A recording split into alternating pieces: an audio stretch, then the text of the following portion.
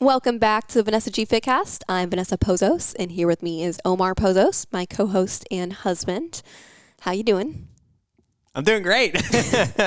I'm excited. At this time, we're recording a little bit earlier, but we should be in Utah skiing, and so I am very, very excited for that. I've been looking forward to that trip for quite some time now. Yeah, once a year we pretend like we can ski really good, and we wipe out a lot. Yeah, listen, we're doing like blues and blacks nowadays. I mean, Personally, I'm ready for like the ski Olympic team. Is that what you call it? But anyways, yeah, we're crushing it. We're doing good. Give yourself a pat on the back. Well, today's episode, we're not here to talk about skiing. We are here to talk about... I feel like I just jinxed myself, by the way, knock on wood, because I'm going to come back and be like, yeah, so my broken leg. I know, yeah. Today we're here to talk about gut health and really ultimately about a protocol that we utilize with a lot of our clients, and that is a 5R gut protocol. So this is a functional health protocol. This is one that is very widely used amongst a lot of practitioners. It's very well researched. The way that it's specifically implemented can vary depending on, the way different people utilize it, essentially. The way that we utilize it, I'm going to talk about that more here in this series on a 2-part episode that we're doing. On this first episode, I want to talk a little bit about like how to know if you might need a 5R gut protocol.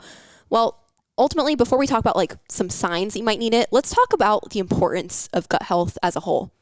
Your gut, your GI tract is involved in almost all processes in the body in one way or another. And ultimately, your gut health is important for so many reasons. For one, there's obviously the fact of that your food, your nutrients are breaking down and absorbed in the GI tract. And so essentially like the health of your gut is going to impact your ability to digest and use food appropriately. And I think a lot of people can very simply understand that that's very important because our energy at a very basic level comes from our food. The food we eat, the nutrients we consume, everything that we consume does impact our body. And the way that we digest it is going to impact that, essentially. Another big factor that I think a lot of people don't know is that majority of your immune system actually resides in your gut. So I think it's about 75% of your immune cells are actually within the gut lining, which is pretty crazy. And nowadays, like we're seeing so much more research to see how the state of your gut does impact so many, your propensity for so many diseases and so many health issues. And a lot of that does come back to our gut health. This was something I saw a lot in my own journey. I struggled a lot with essentially like an overactive immune system, and I had to do a lot of work on my gut. I've done a lot of work on just overall cellular health. Something I talked about in last week's episode of something new that I've really kind of brought into my protocols ongoing is some feast and fast cycles, and there's some of that does come back to kind of helping those cells in the gut turn over and make sure that my immune system is in a good spot. Yeah, I'm starting to work on some of those feast and fast cycles myself. It's been a little bit more feast than fasting, but we're getting there. Yeah, well, it should be a lot more feasting than fasting, 100%. The fasting I'm doing is so few and far between, and I want to emphasize that for people as well, that, again, it's not something I even really like to talk about because it is something that most people don't need. It's more of just I'm at that point of like making those 1% differences and really optimizing my gut and my immune system. But we're going to talk about that a little bit within the 5R gut protocol as well, that what people perceive to be fasting can look differently. And there are some forms of fasting that we utilize in 5R gut protocols as well. But, kind of back to why is the gut important, right?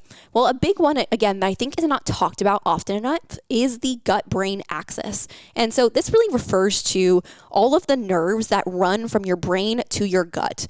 And the simplest way to think about this is think about like when people say like, I just have a gut feeling, right?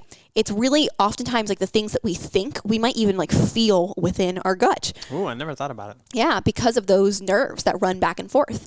Is a big part of why, stress so heavily affects our digestion. If we are mentally stressed, we might be thinking thoughts that are creating stress within the body. Those neurons are receiving that, and it directly impacts your digestibility. And that's where a lot of people develop, IBS and even more diseases like Crohn's from that kind of chronic stress. Do you think that even like stress, as in like when you travel or you being out of your environment, when sometimes it's hard to go to the bathroom for those reasons? Oh, absolutely. Really? Yeah. I know my body's very sensitive to stress, and being out of my routines, out of my environment definitely affects my digestion for sure. Very normal. There's also just the fact that like a balanced gut really does contribute to the feelings of stress. So it's like a highway that runs both ways. So when you are somebody who maybe you're experiencing a lot of outward stress, there's a lot of like mental stress in your life, it's going to impact your gut health from a negative standpoint. But on the flip side, you might be someone who has just like a very good life. You don't actually like feel stressed very often, but maybe your gut's not in a great spot. And for that reason, you might start to develop a little bit more over the course of time, a little bit more like mood disorder type of things. Might not be a full-on mood disorder, but you might have a little bit more propensity for mood swings or for some depression, some anxiety, some of those different like heightened emotions coming from the health and the state of your gut, not being able to communicate very well with your brain in that way. It also just from the fact of like how neurotransmitters are often created or regulated in the gut. A lot of hormones are created and regulated in the gut. Really just all these chemical messengers in the body that affect how we interact with our world, how we feel. All of that really does oftentimes come back to the gut, or the gut is heavily involved in some form or another. So it is hugely impactful for just how we feel. The gut is key for overall inflammation regulation. I think a lot of people are familiar with the idea of inflammation because it is something that you can often see on the body. A lot of times people will even express to me of like, I just feel so inflamed. I just look so inflamed. A lot of that can come back to your gut health. And it might not necessarily look like very common gut symptoms. You might not be experiencing like super common GI symptoms, but you might be carrying inflammation in the body. And a lot of that's going to come back to the state of your gut.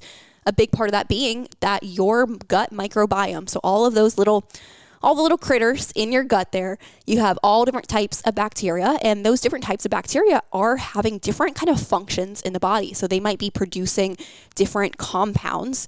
Some of these are compounds that are, more good. Some of them are more like quote unquote bad.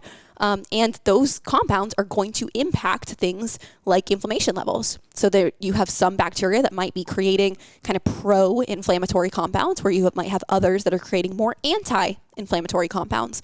Now, if you have dysbiosis, you have an imbalance between the types of, let's say, more of the bacteria that creates more of that, those bad compounds versus the one that create the good compounds, you're going to probably start to notice that you are carrying more inflammation, and you might not even be able to figure out like, why is this happening? Well, you probably need to do some work on your gut. The other thing too, when you mention like dysbiosis or imbalances, it's interesting because a lot of the women that we talk to too, they're like, well, I couldn't go to the bathroom, or I couldn't do this, so I just started taking this probiotic, or now I added this, or I added this other, fiber and all this stuff. What, to your point, is if you don't really know what the problem is, like how do you know to even start adding or taking stuff away? You might be feeding bacteria that is creating a problem, essentially, by adding probiotics, adding prebiotics from fiber, things like that as well. And that's where a lot of people do continue to have either worsened issues or just recurring issues with these things. Yeah, I agree. It does, influence just your metabolism on more of that cellular level of like how you create energy, how you use energy. Ultimately, weight management, how you're burning fat versus storing it. A lot of that comes down to, again, a lot of these like bacteria in the gut. There's even like a specific bacteria that is more associated with weight loss versus weight gain. Things like leptin and ghrelin are, really regulated in the gut.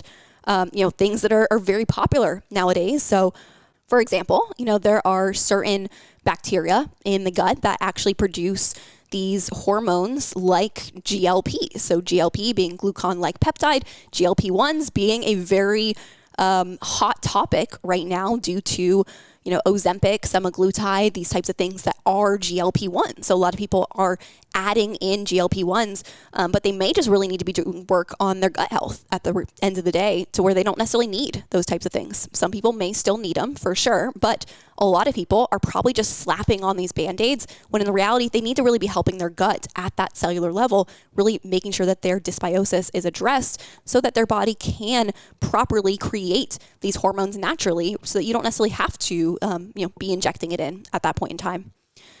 Like we talked about, it's big for just overall creating and regulating a lot of hormones. So things that are associated with stress, with mood, with metabolism. Of course, sex hormones are really affected. So like, for example, estrogen, it's very, very important that it gets properly eliminated. Otherwise, it's going to get backed up and you're going to end up with estrogen dominance. So if you have an unhealthy GI tract, you probably also most likely have some estrogen dominance that you're dealing with as well. This is something we can even see on testing as well, because there is a specific enzyme that helps regulate the overall kind of like filtration in a way of that estrogen. And so that's beta glucuronidase. And if we do not have sufficient say that 3 times. beta glucuronidase. Yes, good job. But if we don't have enough of it, then we can definitely tell that we're going to have some sex hormone imbalances as well. So like I'm like barely touching the surface here. Like we could talk about, thyroid hormones. A lot of people are taking some thyroid hormone as well, exogenously. But the reality is a lot of people may just need to do work on their gut health, because a good probably 20+% of your T4 to T3 conversion, which is the root issue for a lot of people with hypothyroid or a lot of just thyroid issues, that primarily does happen in the gut there. So again, not a good state of gut health. You're probably going to also have hormone issues. You're going to have thyroid issues. You're going to have sex hormone issues. You're going to probably be inflamed. Mental health stuff, immunity. It's quite the list. Yeah, absolutely. And that's where, the gut health really is a topic that I always say it's kind of like the wild, wild west a little bit. There's so much we could go into.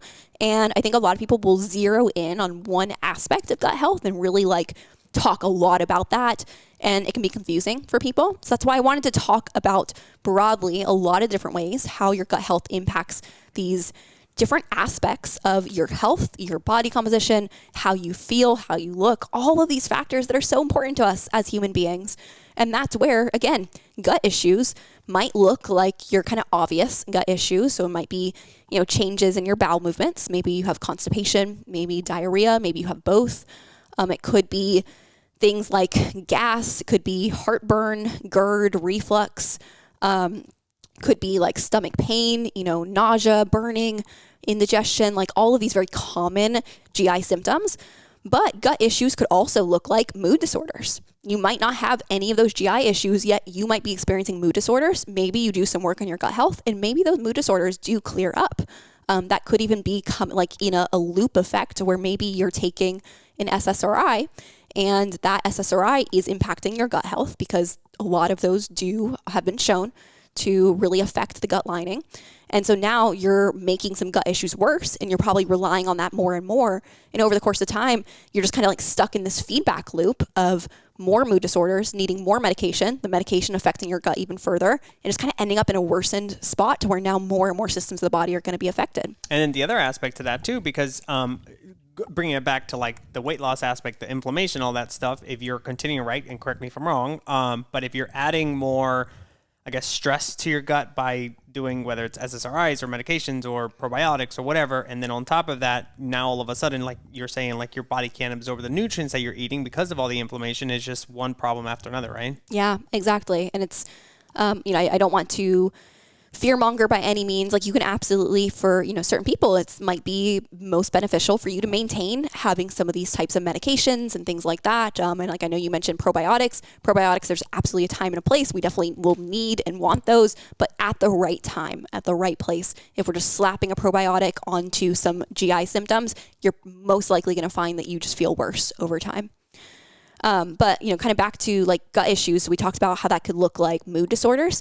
It can look like sex hormone imbalances. So there's a lot of people that they might have hormonal imbalances. Well, if they have a hormone imbalance, we don't start by trying to balance the hormones. We're not going to start by saying, oh, let's, if you go to your doctor, they might say, let's put you on HRT. But the reality is maybe we need to do some work on your gut first and then start naturally balancing hormones. And then maybe, if you're perimenopausal, or maybe, for some people even younger, it might be beneficial then to add in some HRT. But if you do it first, you're probably just going to end up with some of the, more negative side effects and not feel any better.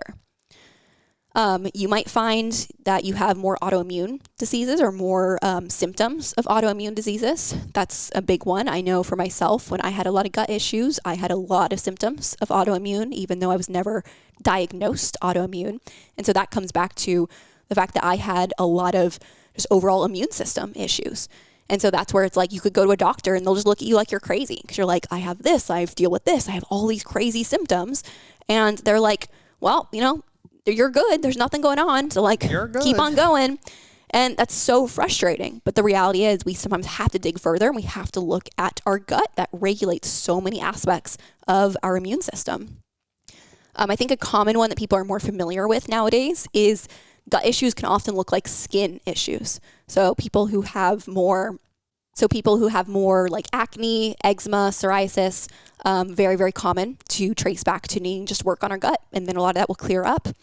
If you are someone who gets sick really easily, that can typically come back to gut health. There's so many things we could talk about here. And there's obviously like the more obvious ones of like we talked about the GI symptoms, more like food intolerances, food sensitivities. Like that is all symptom of something deeper going on. And if you cherry pick and you just address symptom by symptom and you slap Band-Aids on symptoms, you say, oh, you were dealing with this intolerance for this food. Let's just stop eating gluten. Don't eat that ever again. You might feel better for a little bit, but it's going to pop up somewhere else. You're going to continue to develop more and more symptoms. Now your sex hormones are off. Super, super common for perimenopausal women to also have gut issues as like our hormones are changing and all these different things interact with each other. So there's so many ways that this all can show up. But the reality is when most people are developing gut issues, whether it's like a screaming gut issue, like some of those more crazy symptoms you might deal with, or it might be something more subtle, they're typically going to their doctor and their doctor might say, hey, let's take a PPI. What's a PPI? That's basically like an antacid. Okay. So like that might be, if you're dealing with heartburn. This was me a long time ago. I went to my doctor and I was like, I just have terrible heartburn. I feel like I can't eat anything. I just feel sick all the time. And they gave me a prescription for I don't even remember what the actual name of it was, but basically like an antacid. And I looked on the box and I think it specifically even said don't take for longer than 14 days. And so I think I hit that mark and I reached out to the doctor. I was like, what am I supposed to do now? They're like, well, if you're still experiencing, if you still have symptoms, keep taking it. That's fine. And I'm like, something seems off here. Yeah. And that's the reality is people will end up on these medications long term. And all that it does is it addresses the symptom. If your symptom is that you have excessive stomach acid that's causing this heartburn, causing reflux, then you take something to suppress stomach acid production. Well, guess what's going to happen? Something else down the chain is going to start to speak up because you have not addressed why are you dealing with excess stomach acid production. And until you address the reason why you're dealing with that, you can keep slapping Band-Aids on things and everything is just going to keep popping up and you're going to continue to have issues over and over again. We got to take a root cause approach. You might find, doctors will say, hey, take this antibiotic. That's a really common one, especially if we're talking about some of those immune system issues. You might have gut issues and it might show up in the form of getting sick often. What if every time you get sick, you take an antibiotic and now you've taken several rounds of antibiotics? You're going to have more and more gut issues at play because when those antibiotics come in, they're not picking and choosing which bacteria to kill off. They're just kind of clearing things out. And now if you're not properly taking care of your gut, you're going to have more and more issues for sure. Some other common things that will happen is maybe you have a doctor recommends that you change your diet up and they might recommend something like a low FODMAP diet. Now, this will definitely make you feel better for a period of time because the reality is FODMAPs, they will help with the symptoms because of the fact that FODMAPs are in and of itself, they are the things that kind of help ferment and grow the bacteria. And so if you have overgrowth and if you have, a lot of digestive issues to where you're not digesting the FODMAPs very well, you're going to notice a lot more bloating, more gas, maybe some stomach pains, things like that. So you remove the FODMAP, you're going to feel better. Now, you can't just remove it forever because FODMAPs do have a very vital function in the body, and that is feeding the good bacteria. We need to have a healthy microbiome, and FODMAPs are so important for that. So if you stay low FODMAP for too long, you will end up with worsened issues over the course of time. So it's ultimately just another way to kind of like alleviate symptoms without actually fixing anything. Got it. I literally just looked it up. So, because I personally didn't know, you might know, and if you do, you can always kind of fill in this. But I looked up, like, what does FODMAP stand for? Oh, if you can pronounce what all of those words say, I will. All right. So FODMAP stands for fermentable olesaccharides, disaccharides, monosaccharides, and polyols, which are short-chain carbohydrates that are poorly absorbed by the small intestine. Good job. Thanks. But anyways, to your point, what you're saying is that when you avoid these different foods, they're no longer, I guess, irritating or inflaming the gut, which is why it works short term. But in the long term, again, if you're not addressing that root cause, it's the same concept over and over. Is that right? Yeah. Well, because the FODMAP itself is important for the gut. It is important for the health of the gut. So if we remove it forever, you're going to actually end up with a worsened gut health in other ways while your symptoms are lessened. And so then you're going to start to have new symptoms come up at that point in time. The reality is whatever is causing you to feel better when you remove the FODMAPs, that is ultimately probably coming from other things. Like it might be that we need to address your stress responses. We need to really work on your adrenal health. We need to work on your liver. We need to work on just overall that GI tract, like we're going to talk about here in this 5R gut protocol. And then there's, of course, like people that will just cut out gluten and dairy. Of course, there's probably going to be a time and place where you might need to cut those things out depending on the extent of your issues. But, they are more inflammatory foods. And if you have an inflamed gut, we're going to want to remove those to help calm that inflammation down. But now, just like with the FODMAP diet, if we just remove these things, all we're doing is reducing symptoms. We're not fixing the root cause on any of those issues that are actually going on. And so maybe you're someone who's happy to remove those for the rest of your life, but a lot of people aren't. A lot of people don't want to live gluten and dairy free forever. And that's where they find, with this 5R gut protocol, oftentimes you can now get your gut to a place where it can handle those things. The extent of how much it can handle it's going to depend on the person and the extent of the issues that you had. Certain autoimmune cases, you might find that you never really fully want to bring back in gluten or dairy, or maybe one or the other. But for most people, I find that you can have them. I was, anti-gluten and dairy for like a good 2 years. You're like rolling your eyes. You're like, that was terrible. Not, but I am a little. So I've heard you say this analogy, and I want to share it again because it's always stuck with me, and I think that somebody who maybe has not heard a lot of our episodes will really relate to it. But it's kind of like the analogy of like, if you have a car and one of your tires gets a hole or there's a nail in your tire and you get a flat, like you're not going to get out of the car and then, let the other 3 tires or poke holes in the other 3 tires. You're going to fix that one aspect of it and get the car back up and running, right? And it's the same concept here. It's like it's not cutting out or taking stuff away. It's let's just fix the problem and kind of move on kind of thing. Yeah. I don't know if you like my analogy, but anyways, it worked for me. Yeah. And, other things that people might do if they're experiencing gut issues, they might start taking random supplements. And I know what's going to happen too for people. You start experiencing some GI symptoms, or maybe you suspect something's going on. Maybe like you're dealing with some immune issues, whatever it is. And you start to figure out, there could be some kind of overall gut issues going on here. And so you're Googling around, and what's going to happen? Those little like keyword things are picking up on that, and now all of your Facebook ads, all your Instagram ads are all going to be these like gut health supplements. The worst one is I get served this episode or this ad, and it bothers the hell out of me. But it's this girl that like has like a distended belly, and all of a sudden she's like, "This was me," and I started taking this one thing, and I forget the name of it, or else I would say it. And then she's like in the next episode or the next picture, she's like her belly's super flat and it's super toned, and she's like, "This was it. This was the one thing that got me here." I'm like, "No, it wasn't." Yeah. And that's the thing. Like, don't get me wrong. Supplements are going to be part of a 5R gut protocol because we do need to supplement in specific nutrients. But no one supplement is going to be the end all be all with healing the gut. And we have to specifically rotate in different supplements at different times for different periods of time and use them very appropriately.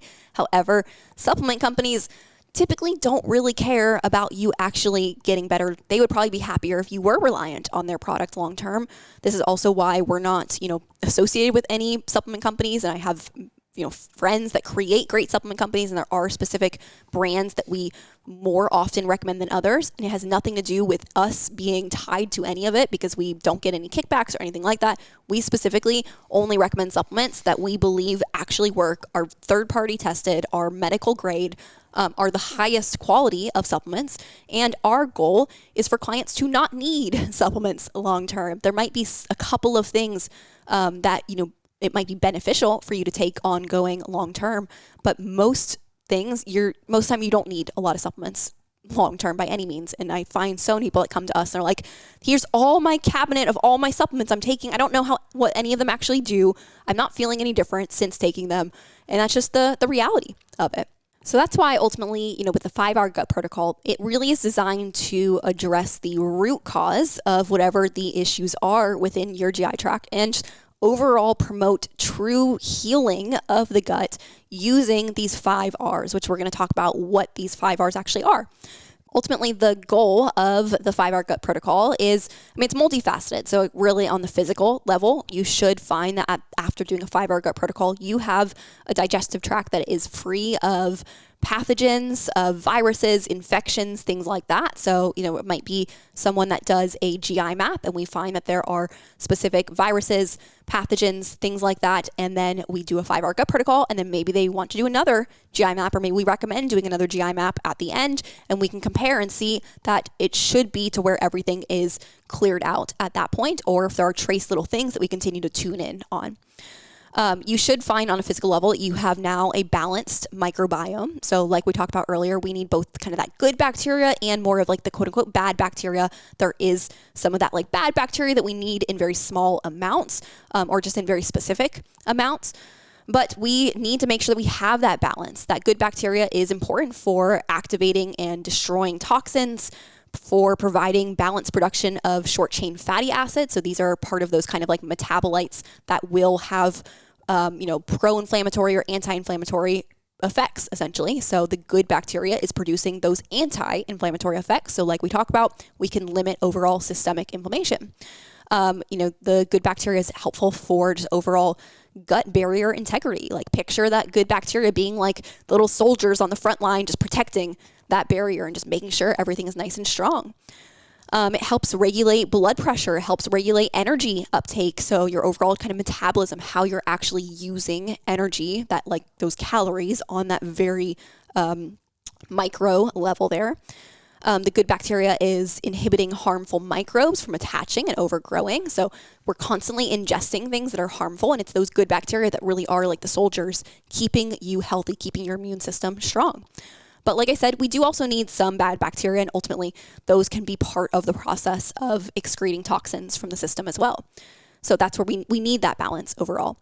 We need a healthy and resilient gut lining. That's going to be so huge for your overall health. We need optimal production of digestive enzymes. So your digestive enzymes are going to ultimately facilitate that nutrient absorption. So super important there. On a physical level, after a 5-hour gut protocol, we should be having very healthy motility. That typically is going to look like 1 to 3 bowel movements per day, but that can vary. Ultimately, we just want to make sure that you feel like you're fully emptying out based on what you're consuming, because that's the most important thing. It does take about 36 hours for stool to actually make its way through the colon. And if it goes too fast, so if you're having, more like diarrhea, it's moving very quickly, then you're probably not actually properly absorbing nutrients. But if it's going too slow, that's where we start to actually create toxin exposure to that tissue of the colon, and we can actually start to damage the GI tract as well. So that's where that motility is like a very, very easy, simple way to kind of keep a pulse check on the state of your gut health. I feel like it's kind of like Goldilocks. It's like not too fast, not too slow. It's got to be the perfect amount, huh? Yeah, absolutely. With the 5-hour gut protocol, we ultimately want to get to where our hormones are in balance. That's where doing a lot of like hormone kind of restoration protocols will start to overlap with gut protocols. But we really don't ever just say like, oh, you have hormone issues, let's jump into addressing our hormones. We have to address the gut first because of the way the gut impacts our hormones as well. So that's why, this kind of process of working on the gut, it really can't be skipped if we want to have our hormones in balance here. On the mental side, after a 5-hour gut protocol, you should find that you have, lessened or just complete absence of stress and anxiety and overwhelm. Like you should feel like a more calm and peaceful person. But you definitely should have less stress and anxiety and overwhelm, specifically around food and what you are intaking.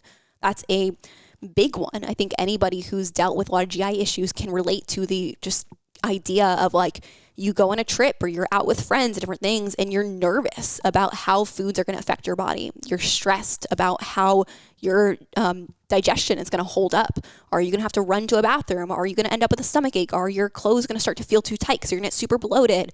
Like these are things that do take up a lot of brain space for people that have dealt with GI issues. Especially around the holiday season, because as we're coming out of it now, I can imagine people really went through all of that and now they're at a place where they're like, oh, like I feel terrible. I don't feel comfortable. Like where do I go from here, Yeah. And by the end of a 5-hour gut protocol, that should be no longer the case. There will be periods of time, maybe initially during a gut protocol where you still feel that. And at some points, like as we're trialing different things to figure out what specifically is going to work best for your body, you might even notice that like you might have increased symptoms. It's very normal in like some of the first parts where we might start with a flush. You might, if you're having extreme GI issues, you might be more bloated actually during a flush, as opposed to a lot of people get a lot leaner on a flush. It's just all kind of part of the process to get to that end result. And so that ultimately on more of like that social level, kind of the end result, you should be able to eat a diverse diet with very minimal food rules and just have that ability to enjoy the social aspects of food and what food makes up in our life, in our culture, and truly enjoy food for what it is without stress of how your body's going to react to it. So I'm going to pause here and we're going to pick up next week with talking more specifically about what the 5-hour gut protocol actually looks like, the ins and outs of each phase, and ultimately help you see if this is something that you might need to get to where you look and feel your best in your body. So catch us next week for part 2. Bye, everybody.